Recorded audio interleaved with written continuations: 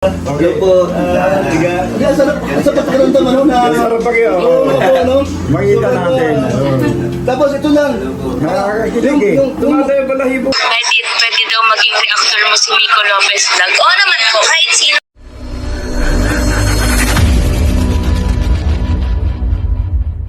So what's up, magandang araw mga idol. For today's video mga idol ay mag-reaction nga tayo dito kay Medit. Ngunit bago ang lahat mga idol ay siguraduhin nakasubscribe na kayo dito kay Baby Girl Medit. Ito nga mga idol ng kanyang mga social media account. Halina't i-follow, subscribe na natin mga idol. Ngunit bago ang lahat mga idol ay batiin na muna natin ang Team Medit official communities. Team Medit International Solid Family, Team Medit Worldwide, Team Medit International Italy, Team Medit Philippines Fans Group, Team Medit Bacolod and Panay Island, Team Medit Davao, Team Medit Barcelona Spain Chapter, Team Medit USA and Canada, Team Medit Europe, Team Medit Troops in Hong Kong, Team Medit Silent Supporter, Team Medit Reactors and E-Lovers.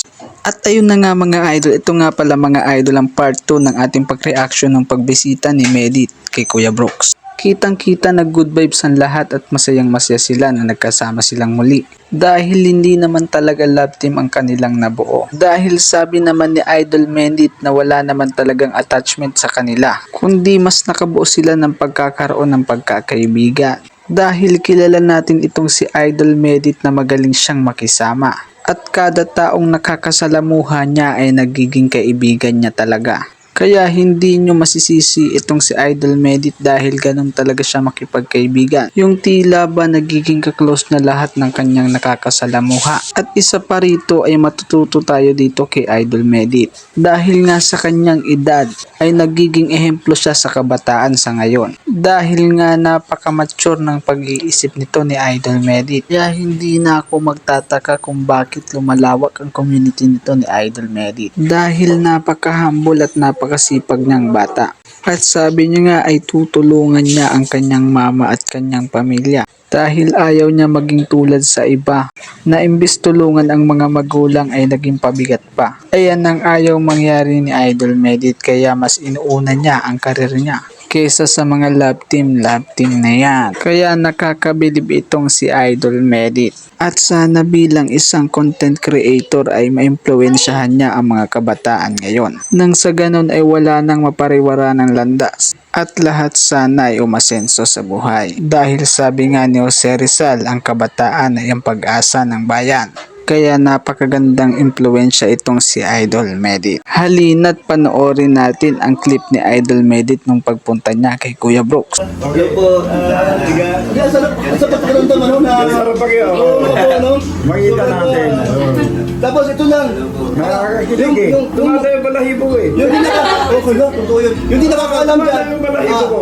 Ako ya, ang di nakakaalam dyan. Ilang taon na ang bibi nyo?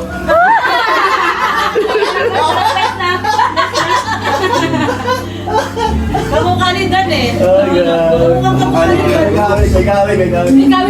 Ganun, pag sinabi ka mo, isa ka naman kasama.